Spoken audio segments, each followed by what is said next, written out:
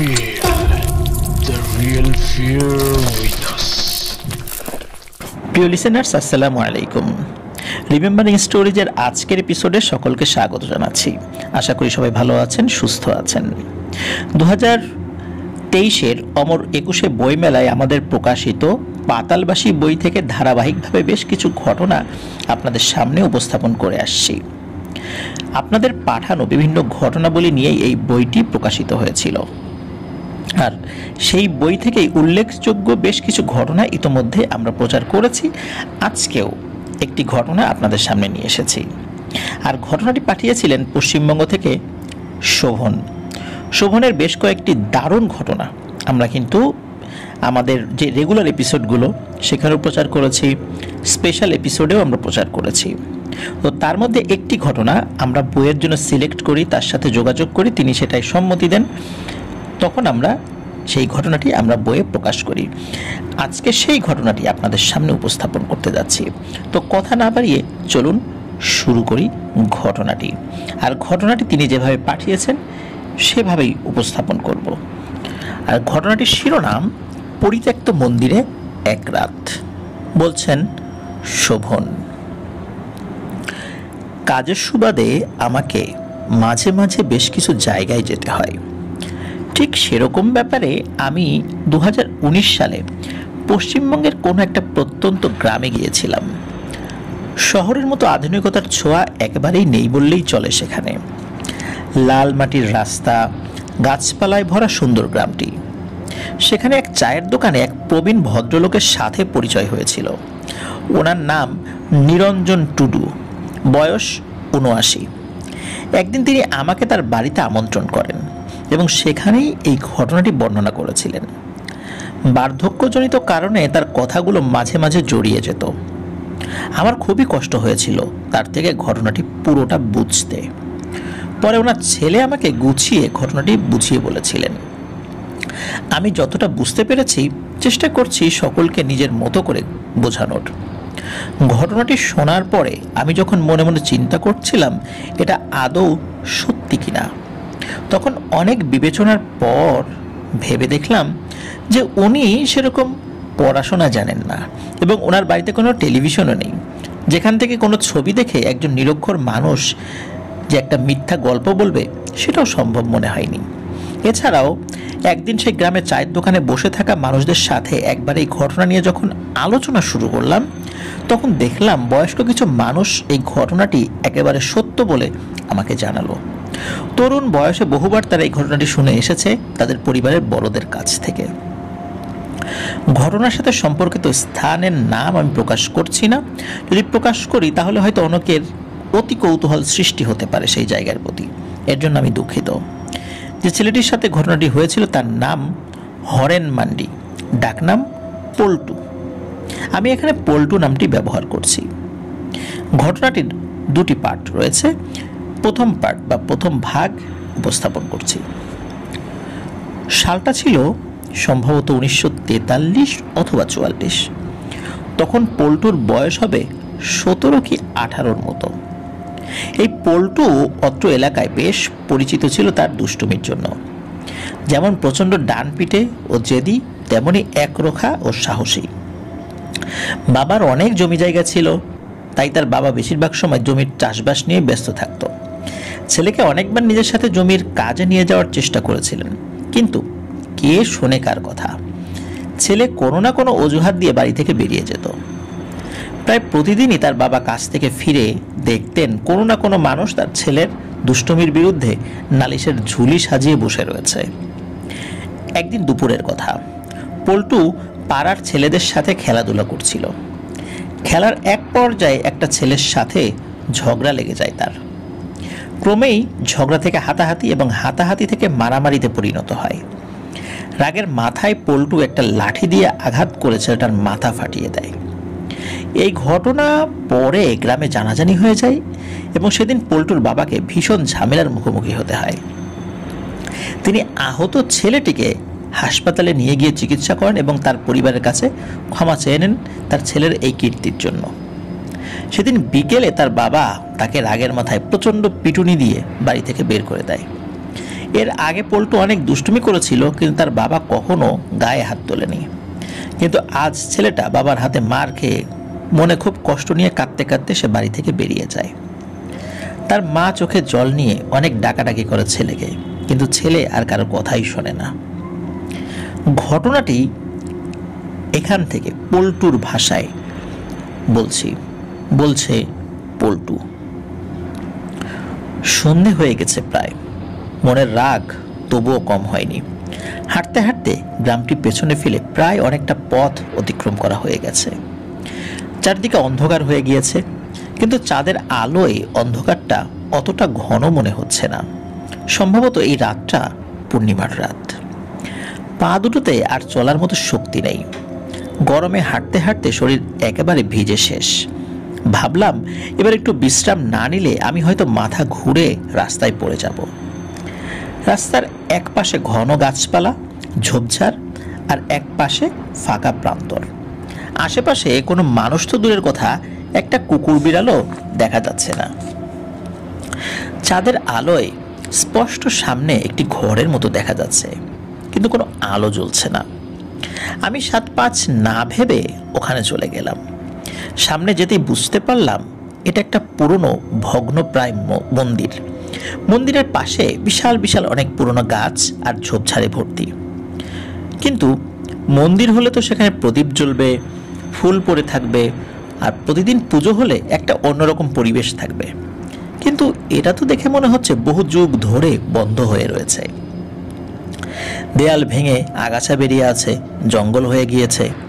রাতের আলো আধারী পরিবেশে প্রথম বুঝতে পারছিলাম না যে এটা কোনো জায়গা না, এটা কোথায়, আমি কোথায় আসলাম। কিন্তু কিছুক্ষণ ভালো করে চারদিক দেখে বুঝতে পারলাম এটা সেই জায়গা যেখানে গ্রামের মানুষ তো দূরের কথা, একটা কুকুর বিড়ালও আসতে ভয় পায়। ছোটবেলায় মায়ের মুখ থেকে শুনেছিলাম এই জায়গাটা নাকি অভিশপ্ত, কিন্তু আমি তো ভয় পাওয়ার মতো কিছুই দেখতে পারছি না এখানে। আছেটা কি যে ভয় পাবো? কিন্তু একটা জিনিস আমি ভালো করে লক্ষ্য করলাম যে এতটা পথ হেঁটে এলাম, কোথাও কোনো রকম নিস্তব্ধতা ছিল না। রাতে যেসব পাখিরা ডাকে তাদের ডাক বা ঝিঝি পোকার ডাক এগুলো শুনতে পারছিলাম। কিন্তু এই নির্জন জায়গাটিতে আসার পর থেকেই কেমন অদ্ভুত রকমের একটা নিস্তব্ধতা চারদিকে ছড়িয়ে রয়েছে। ঠিক যেমন ঝড় আসার আগে চারদিক শান্ত হয়ে থাকে, ঠিক তেমন পরিবেশ। আমি চাঁদের যে আলো আসছে তাতে স্পষ্ট দেখতে পাচ্ছি মন্দিরের ভাঙাচোরা কাঠের দরজাটাকে একটা মরচে পড়া লোহার শিকল দিয়ে পেঁচিয়ে আটকে রাখা হয়েছে। অনেক ক্লান্ত থাকার কারণে আমি বেশি কিছু না ভেবে একটা গাছের নিচে বসে পড়লাম। তখনও মনে ভয় ছিল না, বরং বাবার প্রতি রাগটাই বেশি ছিল। মনে মনে ঠিক করেই নিলাম আর কোনোদিনও সেই বাড়িতে ফিরে যাব না। একা চুপচাপ বসে থাকতে থাকতে একসময় তন্দ্রাচ্ছন্ন হয়ে ঘুমিয়ে পড়ি। কতক্ষণ ঘুমিয়েছিলাম ঠিক খেয়াল নেই, তবে ঘুমটা ক্ষীণ হয়ে গেল দুটো কারণে। প্রথম কারণটা হলো একটা শব্দ, দরজা টানাটানির বিকট শব্দ। আর দ্বিতীয় কারণটা হলো একটা তীব্র ঝাঁঝালো গন্ধ, ঠিক যেন রজনীগন্ধা, আগরবাতি, বেলি ফুল এবং কোনো জীব মরে গেলে যে পচা দুর্গন্ধ বের হয়, ঠিক এগুলোর একটা মিশ্রিত গন্ধ, একদম ঝাঁঝালো। দুটোই আসছে ওই মন্দিরের দিক থেকে। আমি ধরফর করে উঠে বসলাম। হঠাৎ শব্দটাও থেমে গেল। তখন সময়টা ঠিক মনে নেই, তবে রাত যে বেশ গভীর হয়ে গেছে সেটা কিন্তু স্পষ্ট বোঝা যাচ্ছে। হঠাৎ কোথা থেকে অসংখ্য জোনাকি পোকা এসে ওই ভাঙা ঘরের আশেপাশে ভরে গেল। হাজার হাজার জোনাকি পোকা। এত জোনাকি পোকা একসাথে আমি আগে কখনো দেখিনি। তখনও আমার ভয় হয়নি, বরং ভালোই লাগছিল। কিন্তু এই ভালো লাগা বেশিক্ষণ স্থায়ী হলো না। হঠাৎ ওই ঘরের ভেতর থেকে আধ ভাঙা কাঠের দরজার সজোরে আঘাত করার শব্দ শুরু হলো। এই আধ ভাঙা কাঠের দরজার সজোরে আঘাত করার শব্দ শুনে আমি খুবই চমকে গেলাম। আমি অবাক হয়ে চুপচাপ দাঁড়িয়ে গেলাম, কিন্তু ভেতর থেকে ধাক্কাধাক্কি কিন্তু কমে নাই, হয়েই যাচ্ছে। কিছুই বুঝতে পারছিলাম না। দরজা থেকে যতটুকু আওয়াজ আসছে তাতে কিন্তু আমি খুব এতটুকু বুঝতে পারছি, বাইরে থেকে দরজা শেকল দিয়ে বন্ধ করা, তাহলে ভেতর থেকে ধাক্কাটা কে দিচ্ছে। আমি সাহস করে জোর দিয়ে বলে উঠলাম, এই কে রে বেটা, দরজা ধাক্কাচ্ছিস কেন? কে কে দরজা ধাক্কাচ্ছিস? কিন্তু কোনো উত্তর আসে না, কিন্তু শব্দ কিন্তু হয়েই যাচ্ছে। এবার রাগের মাথায় আমি সিঁড়ি দিয়ে উঠে গিয়ে দরজার কাছে যেতেই শব্দটা বন্ধ হয়ে গেল। আমি শিকলটা খুলে ফেলে দিলাম, জোরে ধাক্কা দিয়ে দরজা খুলে ভেতরে ঢুকলাম। সাথে সাথে একটা গরম হাওয়া আমাকে ভেদ করে যেন বাইরে বেরিয়ে গেল। কোনো মানুষ ভেতরে নেই, তাহলে দরজা ধাক্কা ছিল কে? কি অদ্ভুত ব্যাপার, বাইরে যেখানে প্রচন্ড গরম, এই ঘরের ভেতরটা একেবারে ঠান্ডা। দেয়ালে কিছু ভাঙা জায়গা দিয়ে চাঁদের আলো ভেতরে প্রবেশ করে একটা অদ্ভুত মায়াবী আলো আধারী পরিবেশ সৃষ্টি করেছে। এদিক ওদিক তাকাতেই চোখটা চলে গেল একটা নির্দিষ্ট দিকে। আমি দেখলাম একটা বড় মূর্তি রাখা আছে। এই মূর্তিটার সাথে হিন্দু ধর্মের কোনো দেবদেবীর মূর্তির কোনো সাদৃশ্যই দেখতে পেলাম না। আমি দুষ্টু হলেও ধর্মকর্ম কিন্তু টুকটাক করতাম। আমাদের ধর্মের দেবদেবীর চেহারা সম্পর্কে আমার ধারণা রয়েছে, কিন্তু এক দেখায় যতটা বুঝতে পারলাম, মূর্তিটা 5 ফুট বা 5.5 ফুটের মতো লম্বা, কুচকুচে কালো বর্ণের, 4টে হাত বিশিষ্ট, মুখটা শেয়ালের মতো, মাথায় দুদিকে 2টো শিং রয়েছে, আর মুখের দুদিক থেকে লম্বা 2টো গজ দাঁত বেরিয়ে আছে। মাথা ভর্তি লম্বা লম্বা চুল। ভেতরের আলো আধারী পরিবেশে কি ভয়ঙ্কর দেখতে লাগছে সেই মূর্তি। আমার দিকে যেন বড় বড় চোখ দিয়ে তাকিয়ে রয়েছে বলে মনে হচ্ছে। বুকের ভেতরে হঠাৎ করে মনে হলো হার্টবিট অনেক বেড়ে গেল। শরীরের সমস্ত লোম তখন দাঁড়িয়ে গেছে। অস্বস্তি বোধ হতে শুরু হলো। আমি তাড়াহুড়ো করে সেখান থেকে বেরিয়ে আসার সময় অন্ধকারে ভাঙা দরজার বেরিয়ে থাকা পেরেকের আঘাতে আমার কোণের এক পাশে কেটে যায়, সেখানে একটু রক্তও পড়ে যায় বলে মনে হলো।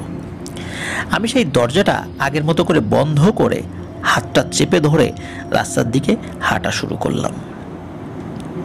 সামনে অনেকটা হেঁটে সেই ঘরটি পেছনে ফেলে চলে এসেছি, কিন্তু মনের মধ্যে অদ্ভুত রকমের একটা অনুভূতি হয়েই চলেছে। মনে হচ্ছে কেউ যেন আমাকে ফলো করছে। এবার জোরে হাঁটার কারণে আমি হাঁপিয়ে গিয়েছি, পা ব্যথা করা শুরু হয়েছে। আশেপাশে কোনো ঘর বাড়ি নেই। বাম পাশে শুধুই ফাঁকা প্রান্তর, আর ডান পাশে গাছপালা ঘেরা ঘন জঙ্গল। আমার বাঁ পাশে ফাঁকা প্রান্তর দিয়ে ফুরফুরে ঠান্ডা হাওয়া আসছে। একটা গাছের সাথে হেলান দিয়ে দাঁড়িয়ে গেলাম কিছুক্ষণ। কিছু ঘাস 2 হাতে ঘষে কাটা জায়গাটায় চেপে ধরলাম রক্তক্ষরণ বন্ধ করার জন্য। অনেক দূর থেকে কুকুরের কান্নার শব্দ ছাড়া আর কিছুই কানে আসছে না। মনের বেখেয়ালে আমার চোখটা চলে গেল ফাঁকা প্রান্তরের দিকে। এরপর আমি যে অতিলৌকিক কোনো ঘটনার শিকার হয়ে যাব সেটা কোনোদিনও ধারণা করতে পারিনি। চোখের পলক ফেলতে না ফেলতেই হঠাৎ সেখানে এক জায়গায় দপ করে আগুন জ্বলে উঠল। আগুন একটা বিস্ফোরণ হলো। সেখান থেকে দলে দলে অনেক কাক বেরোতে শুরু করলো। কাকগুলো সে আগুনের উপরে গোল করে ঘুরতে ঘুরতে আবার আগুনের মধ্যে ঢুকে যাচ্ছে। এসব কি হচ্ছে? চুপচাপ পাথরের মতো দাঁড়িয়ে শুধু দেখেই যাচ্ছি। হঠাৎ করে কি হলো, আমি আমার শরীরের কোনো অংশ নাড়াতে পারছি না। কিন্তু নাড়াতে পারছি না কেন? কিছু যেন আমার শরীরটাকে একেবারে পাথরের মতো ভারী করে দিয়েছে। হঠাৎ আগুনের মধ্যে থেকে একে একে লম্বা 4টে হাত বাইরে বেরিয়ে এলো, এবং সেই হাতের সাহায্যে মাটিতে ভর দিয়ে আগুন থেকে মানুষের মতোই একটা কিছু বেরিয়ে এলো। মাথার দুপাশে 2টো শিং, এবং সেখান থেকে ঝুলে পড়া লম্বা লম্বা চুলগুলো দেখে বুঝতে কষ্ট হলো না যে এটা একটা মহিলার মতো, যার গায়ের রং কুচকুচে কালো, এবং অর্ধ উলঙ্গ দেহে 4টে হাত রয়েছে, আর কোমরে ঝুলছে কয়েকটি কাটা মাথা। চুলে ঢাকা মুখ থেকে দপ করে চোখ দুটো জ্বলে উঠল। মুখ থেকে লম্বা জিভ বের করে অদ্ভুতভাবে লাফাতে শুরু করেছে সেই জিনিসটি। হঠাৎ চারদিক থেকে ভয়ঙ্কর চিৎকারের শব্দ আসছে। একসময় ওই জিনিসটার সাথে আমার দৃষ্টি সংযোগ হয়।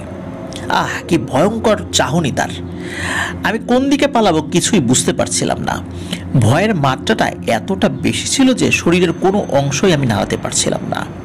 তবুও সাহস করে দৌড়াতে শুরু করলাম। আমি যখন দৌড়াচ্ছি তখন দেখছি পাশে ঝোপঝাড়গুলো দিয়ে কে যেন একই সাথে দৌড়াচ্ছে। গাছপালাগুলো খুব নড়াচড়া করছে। আমি তখন এতটা ভয় পেয়েছিলাম যে আমার হাত পা কাঁপছিল। অনেকক্ষণ পালিয়ে বাড়ির কাছাকাছি চলে আসার সময় সাহস করে একবার পিছনে তাকালাম, কিন্তু কিছুই দেখলাম না। হুড়মুড়িয়ে বাড়িতে ঢুকে উঠোনে সজোরে পড়ে গেলাম। আমার এই অবস্থা দেখে বাবা মা জড়িয়ে ধরে কান্নাকাটি শুরু করলো। সে রাতে আর কিছুই ঘটেনি। আমি ভেবেছিলাম সব কিছু ঠিক হয়ে গিয়েছে, কিন্তু আমি ভুল ছিলাম। ঘটনা আসলে শুরু হলো পরের রাত থেকে। আমি যে ঘরে ঘুমাতাম সেখানে বিছানা থেকে ডান দিকে একটা জানালা রয়েছে। জানালা বরাবর বাইরে একটা অনেক পুরনো বেশ মোটা তেঁতুল গাছ রয়েছে। রাতে ঘুমাতে যাওয়ার আগে জানালা বন্ধ করতে গিয়ে দেখলাম সেই তেঁতুল গাছের নিচে সেই মহিলা অর্ধউলঙ্গ অবস্থায় দাঁড়িয়ে রয়েছে। মাথার উস্কো খুস্কো লম্বা চুলের জন্য চেহারাটা ঠিক বোঝা যাচ্ছে না। চোখগুলো অন্ধকার জলজল করছে। আর সব থেকে ভয়ের ব্যাপারটা হলো মহিলাটি তার 4টে হাত দিয়ে একসাথে ইশারা করে আমাকে তার কাছে ডাকছে। বুঝতে কোনো অবকাশ রইল না এটি সেই জিনিস গতকাল যার ভয়ে আমি পালিয়ে প্রাণে বেঁচে ফিরেছিলাম। ভয়ঙ্কর রকমের এক চিৎকার দিয়ে জানালা বন্ধ করে চুপ করে খাটের এক কোণে বসে পড়লাম। বাবা মা ঘরে ঢুকে হাজার রকম প্রশ্ন করেই চলেছে, কিন্তু আমি কোনো কথা বললাম না। সেই রাতটা অনেক ভয়ে অনিদ্রায় জেগে কাটিয়ে দিলাম। আমার বাবা মাকে ভয় পাওয়ার ব্যাপারে তখনও আমি কিছু বলিনি। এরপর কেটে গিয়েছে 23 দিন। কোনো রকম সমস্যা হয়নি এর মধ্যে। এবার প্রতিদিন সকালে বাবার সাথে জমিতে কাজে যাওয়া শুরু করলাম। বেশ ভালোই যাচ্ছিল সব কিছু। সেই রাতের সব ঘটনা ভুলেই গিয়েছিলাম আস্তে আস্তে। একদিন বাবা জ্বরে অসুস্থ থাকার জন্য আমি একাই কাজে চলে গেলাম। বিকেলে তাড়াতাড়ি বাড়িতে ফিরে একটু বিশ্রাম নিয়ে প্রস্তুত হলাম পাশের গ্রামে একটা বিয়ের নিমন্ত্রণে যাওয়ার জন্য। সন্ধেবেলায় রওনা দিলাম। সেখানে অনেকটা সময় কাটিয়ে বিয়ে বাড়ি থেকে বেরোতে বেশ রাত হয়ে গেল। হিন্দু বাড়িতে বিয়ে রাতের বেলাও কিন্তু হয়, তো বেশি রাত হয়ে যাওয়ার কারণে বাড়ির সব লোকজন আমায় বাকি রাতটা ওই বাড়িতেই থেকে যেতে বলল। কিন্তু আমি তাদের আশ্বস্ত করে বাড়ির দিকে হাঁটা দিলাম। আমার কাছে কোনো ঘড়ি ছিল না, তাই সময়টা ঠিক মনে নেই। তবে মনে হচ্ছে রাত বেশ গভীর হয়েছে। হাতে একটা হারিকেন নিয়ে একা হেঁটে চলছি। যদিও পূর্ণিমার চাঁদের আলোয় পথ চলতে কোনো অসুবিধাই হচ্ছিল না। গ্রামের গাছপালা ঘেরা শুনশান নীরব রাস্তা দিয়ে আমি একা হেঁটে চলেছি। একসময় একটা জায়গায় দাঁড়িয়ে একটা সিগারেট ধরালাম। আজকের মতো তখন কিন্তু এরকম সিগারেট ছিল না, তখন ছিল বিড়ি। আশেপাশে একটা কুকুর বিড়ালও দেখা যাচ্ছে না। একদম ফাঁকা রাস্তা।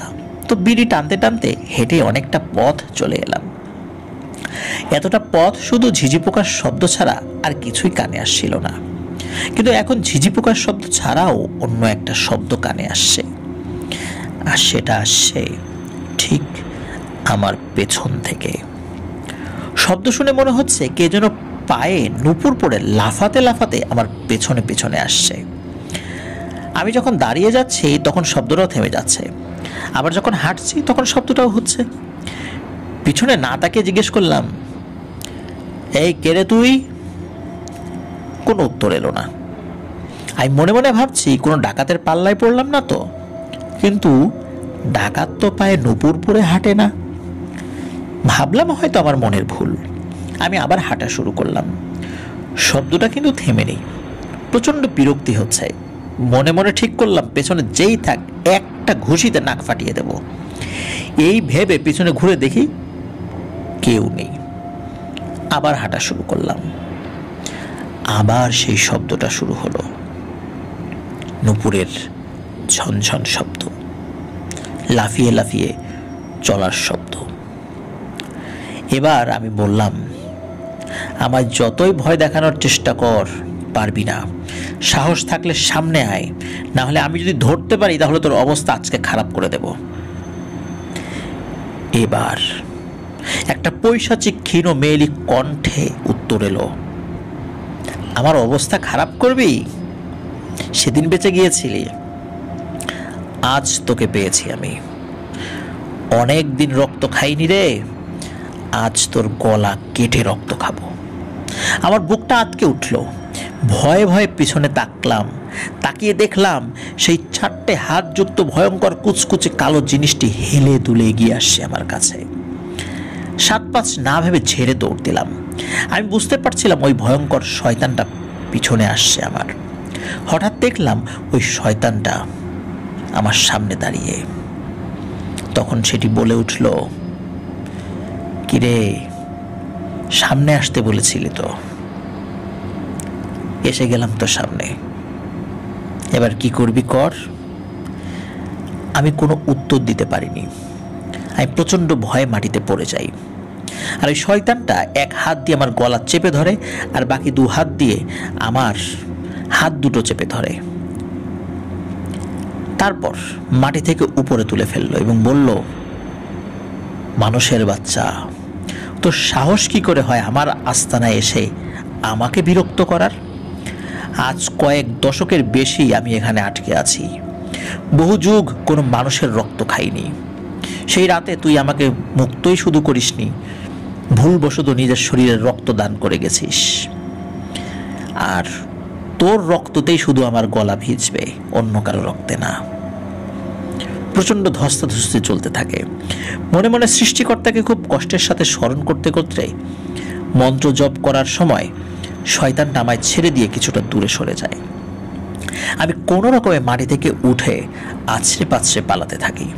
তখনও শয়তানটা আমার পিছু ছাড়ে নাই, পেছন থেকে খুব রেগে চিৎকার করছে।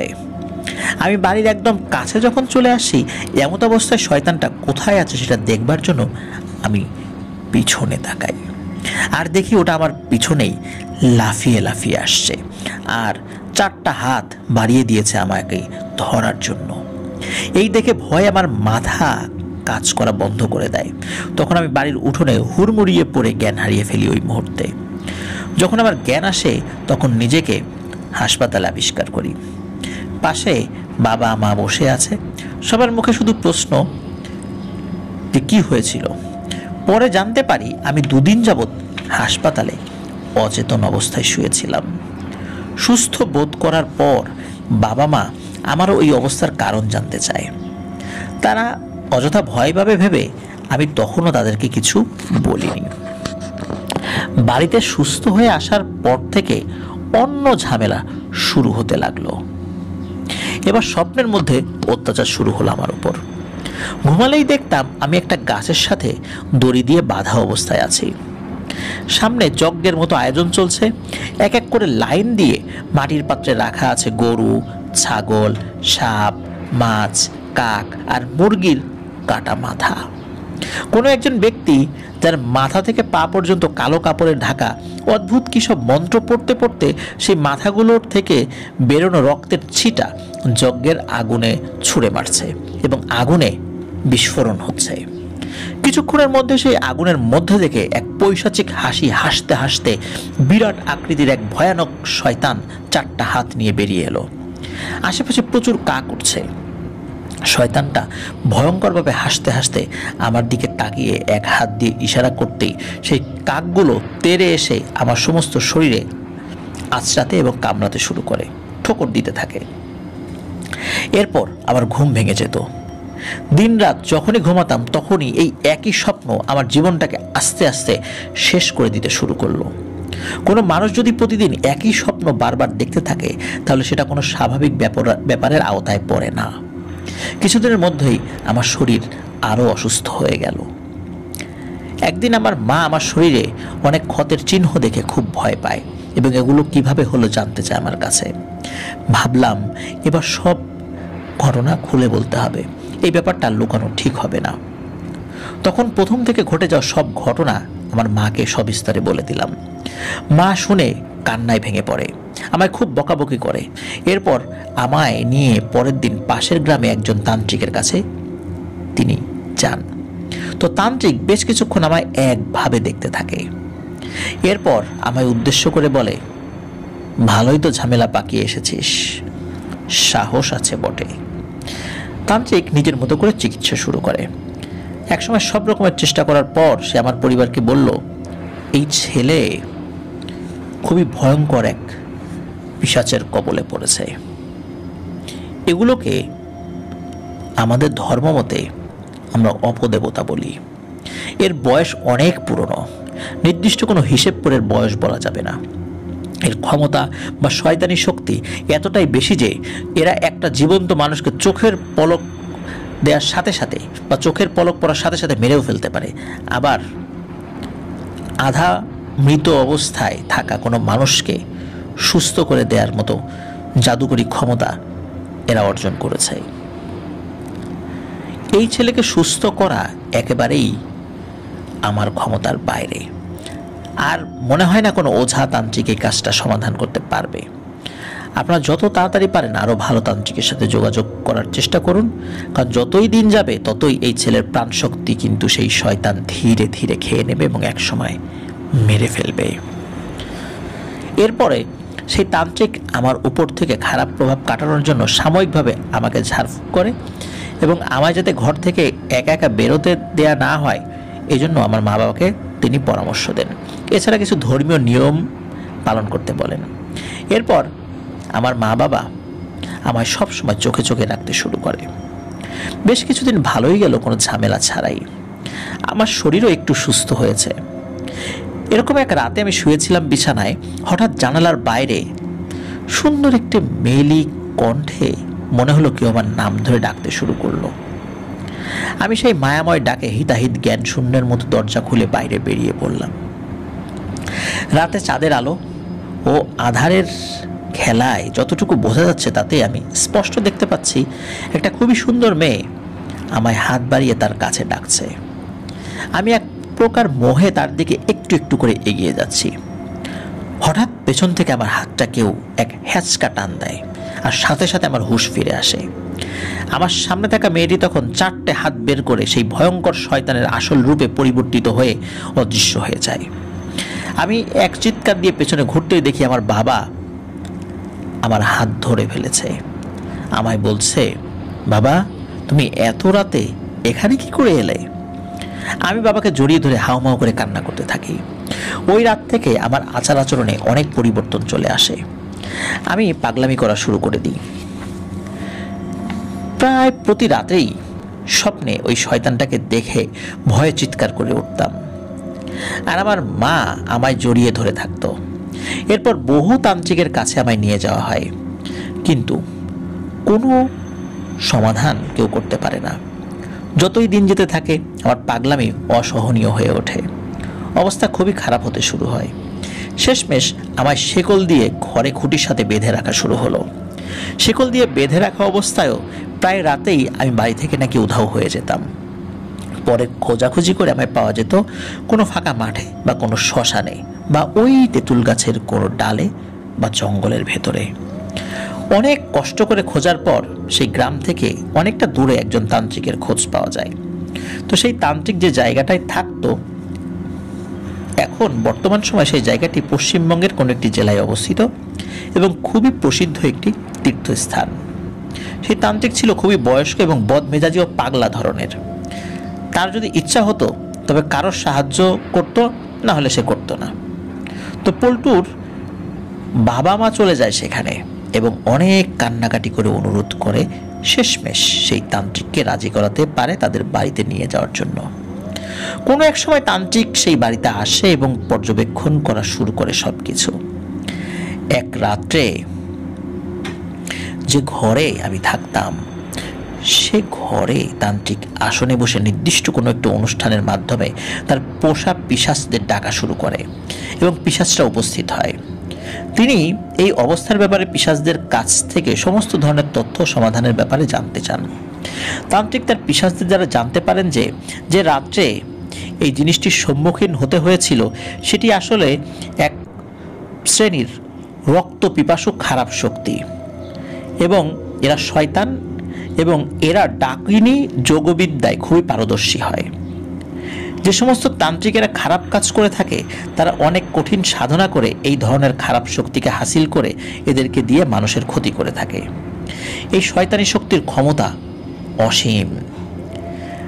সাধারণ মানুষেরা একে প্রচণ্ড ভয় পায় এবং অনেকেই এর উপাসনা করে, কিন্তু এরা পুরোপুরি সৃষ্টিকর্তার বিরোধী শক্তি।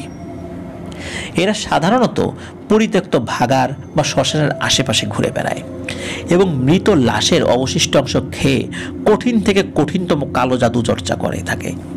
প্রায় 800 বছরেরও বেশি সময় ধরে ওই অপদেবতাকে ওই মন্দিরের একটা স্থানে বন্দী করে রাখা হয়েছিল, এবং ওই মন্দিরের নিচে পুঁতে রাখা গুপ্তধনের রক্ষা করে আসছে নাকি এই পিশাচটি বহু যুগ ধরে। এই মন্দিরের গুপ্তধনের রহস্যের ব্যাপারে জানতে গিয়ে এক অন্য কাহিনী সম্পর্কে জানা গেল, যেটা কালের বিবর্তনে প্রায় হারিয়ে গিয়েছিল। ওই শয়তানটাকে কেন ওই মন্দিরে বন্দী করে রাখা হয়েছিল সেই রহস্য জানতে হলে আমাদেরকে অনেকটা সময় পেছনে চলে যেতে হবে। এই গল্পের কিন্তু দুটি পার্ট ছিল। প্রথম পার্ট আমরা বললাম, এখন দ্বিতীয় পার্ট শুরু করছি। বহু যুগ আগে ব্রিটিশরা নাকি তখনও ভারতে আসেনি। ওই অঞ্চলে এক রাজা ছিল। আশেপাশের 13টি গ্রামের প্রত্যেকটি পরিবারের সব রকমের দায়িত্ব ছিল তার উপর। তিনি গরিব মানুষদের প্রচণ্ড ভালোবাসতেন, তাই কোনো সময় কোনো সমস্যার সম্মুখীন হতে দিতেন না। ওই 13টি গ্রামের প্রত্যেকটি পরিবারের ভালো মন্দ সব কিছু উনি একদম নিজে দেখভাল করার চেষ্টা করতেন। ওনার যেই পাইক পেয়াদা ছিল তাদের কাছ থেকে তথ্য নিয়ে সন্তুষ্ট থাকতেন না, তিনি নিজেও ঘুরে ঘুরে দেখতেন। কারো পরিবার অসুস্থ ব্যক্তির চিকিৎসার জন্য টাকা দরকার, কারো মেয়ের বিয়ের খরচ, কারো জমিতে ফসল চাষের জন্য ঋণ দরকার, কারো ঘরে অন্ন না থাকলে সেখানে অন্নের সংস্থান করা, কোনো অসহায় মানুষ বকেয়া রাজস্ব দিতে না পারলে সেই রাজস্ব মওকুফ করে দেয়া, এই সকল কাজের জন্যই প্রজারা সেই রাজাকে খুবই শ্রদ্ধা করত এবং ভালোবাসত। তার শাসনকালে রাজ পরিবারের জায়গা জমি, টাকা পয়সা, ধন সম্পদ সবকিছুই উল্লেখযোগ্যভাবে বৃদ্ধি পেয়েছিল।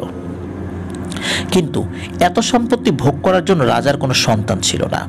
তাই তিনি যখন তার অন্তঃপুরে স্ত্রীর সাথে এই ব্যাপারে কথা বলতেন তখন খুবই হতাশ ও চিন্তামগ্ন হয়ে পড়তেন। অপরদিকে এই রাজার একজন জ্যেষ্ঠ পুত্র ছিল, অর্থাৎ জ্যাঠামশাই বা চাচার ছেলে, যে রাজার মতাদর্শের থেকে একদমই বিপরীত ছিল। এই ছেলেটির কেবল রাজ সিংহাসনের উপর আকর্ষণ ছিল।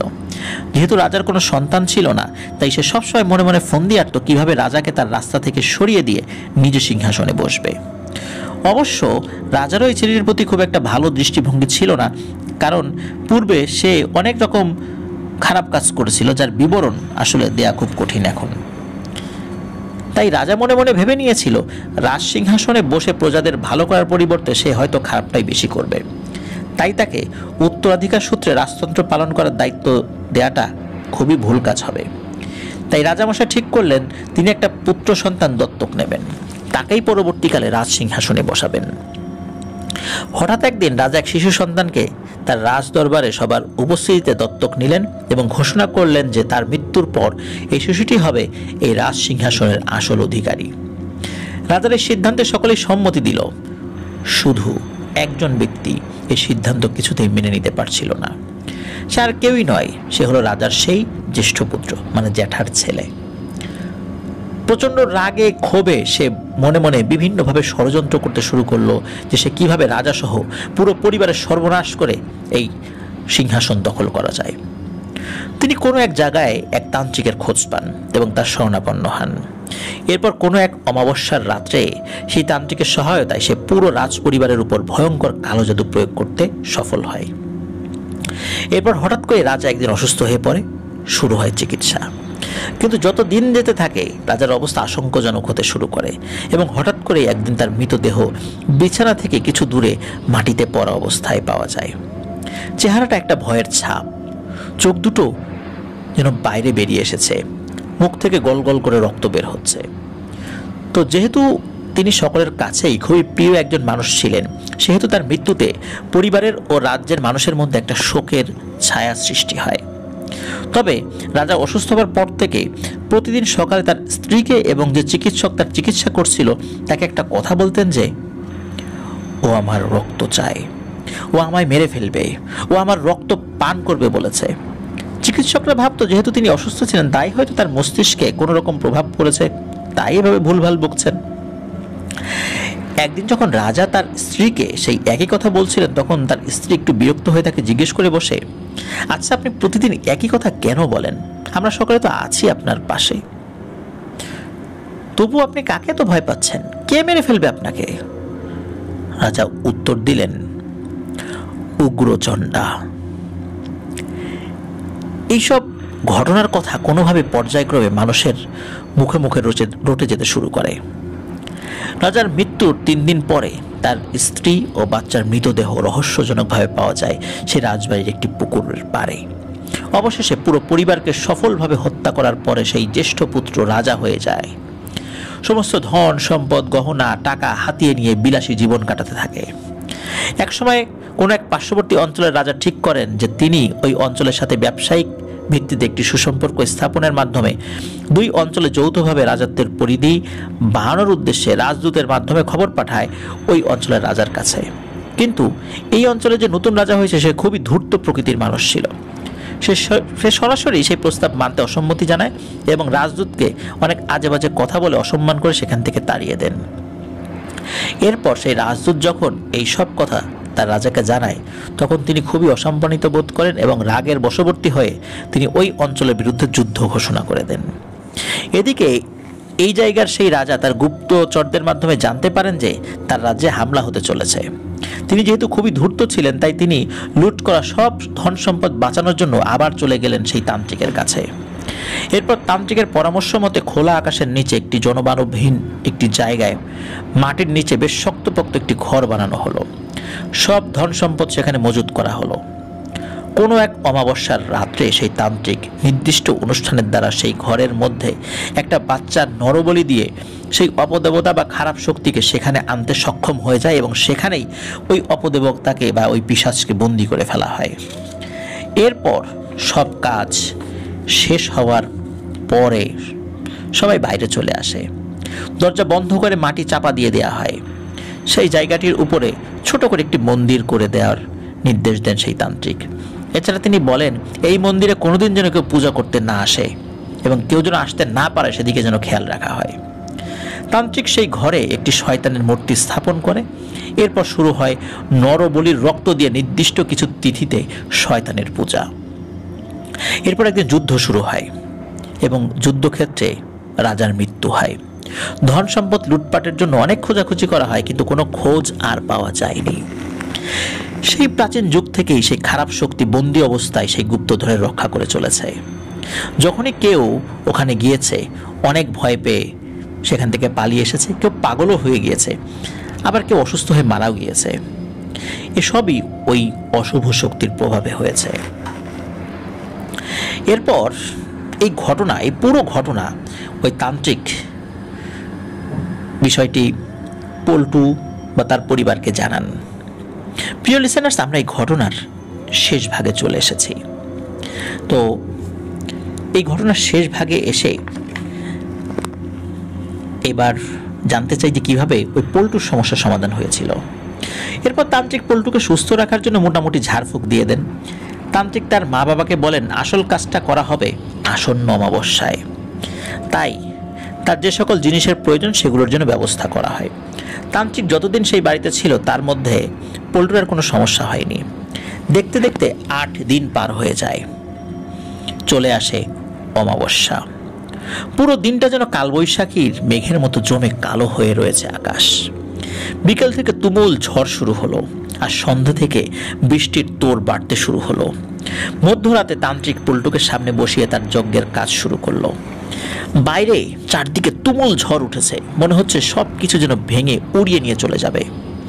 প্রথমে তান্ত্রিক তার কলা কৌশলের দ্বারা স্বাভাবিকভাবে সেই শয়তানকে হাজির করতে চেষ্টা করলো, কিন্তু ব্যর্থ হলো। বহুবার চেষ্টা করেছে কিন্তু বারবার ব্যর্থ হয়েছে। এরপর তান্ত্রিক পরপর 4টে ছাগল বলি দিয়ে সেই রক্ত নিবেদন করে সেই খারাপ অপদেবতাকে ঘরের মধ্যে আনতে সক্ষম হলো। এরপর অনেক চেষ্টা করা হলো, কিন্তু কিছুতেই সেই খারাপ শক্তি পল্টুর শরীর ছেড়ে যেতে রাজি হচ্ছিল না। অনেক চেষ্টার পর অবশেষে সেই তান্ত্রিক বিশেষ ক্ষেত্রে ব্যবহৃত তন্ত্রবিদ্যার বিশেষ কিছু গুপ্ত শক্তি প্রয়োগের মাধ্যমে ওই 4টে মৃত ছাগলের দেহ বিনিময়ে সেই অপদেবতাকে শরীর ছেড়ে তার পুরনো জায়গায় চলে যেতে বাধ্য করে। যাওয়ার আগে সেই খারাপ শক্তি তান্ত্রিককে বলে যায় যে এই ছেলের উপর প্রভাবের কারণে সে আর কোনোদিন পুরোপুরি সুস্থ হতে পারবে না। সেই অপদেবতা চলে যাওয়ার সাথে সাথে সব ঝড় বৃষ্টি থেমে যায়। এরপরে সেই তান্ত্রিক ওই ভাঙা মন্দিরে গিয়ে নির্দিষ্ট কিছু অনুষ্ঠানের মাধ্যমে সেই দরজা আর শিকল আবার লাগিয়ে দেন। এই ঘটনার পরে পল্টু সুস্থ হয়ে যায় ঠিকই, কিন্তু 1 বছরের ব্যবধানে তার আচরণে অনেকটা পরিবর্তন আসে। সে অনেকটা পাগলের মতো আচরণ করতে থাকে। ধীরে ধীরে সে একটা বদ্ধ উন্মাদে পরিণত হয়। একটা সময় সে মারা যায়। এটি ছিল পল্টুর ঘটনা। এই ঘটনাটি আমি যে প্রবীণ মানুষটির মুখ থেকে শুনেছি, তিনি সেই পল্টু নামে ছেলেটির প্রতিবেশী ছিলেন একটা সময়। তিনি ঘটনাটি বলার সময় খুব সংবেদনশীল হয়ে পড়েছিলেন। এমন একটা ডানপিটে স্বভাবে দুরন্ত ছেলে যে এইভাবে মৃত্যুর সাগরে তলিয়ে যাবে সেটা সে কখনো ধারণা করতে পারেননি। তৎকালীন সময় এই ঘটনাটির আশেপাশে 3-4 গ্রামের মানুষদের মধ্যে বেশ আতঙ্ক সৃষ্টি করেছিল। এমন একটা ভয়ানক ঘটনা। কালের গর্ভে এক সময় এই ঘটনাটি প্রায় হারিয়ে যেতে বসেছিল।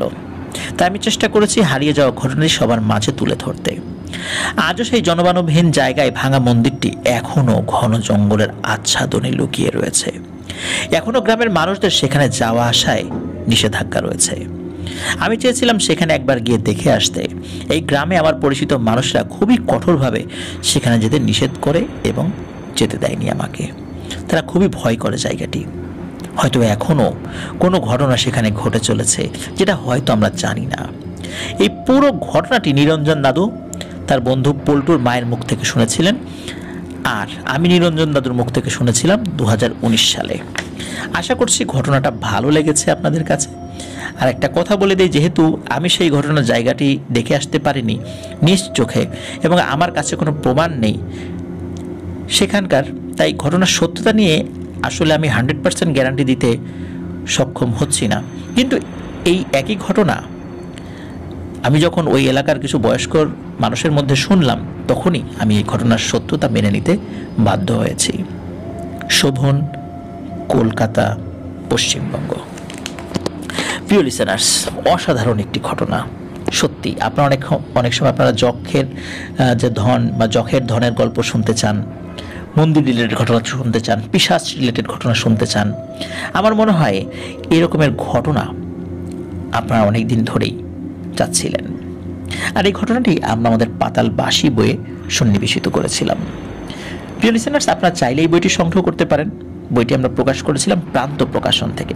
রকমারিতে গিয়ে আপনার পাতাল বাসি যখন সার্চ দিবেন তখনই এটা চলে আসবে, সেখান থেকে আপনারা অর্ডার করতে পারেন। প্রিয় লিসেনার্স, আশা করছি এই ঘটনাটি আপনাদের ভালো লেগেছে।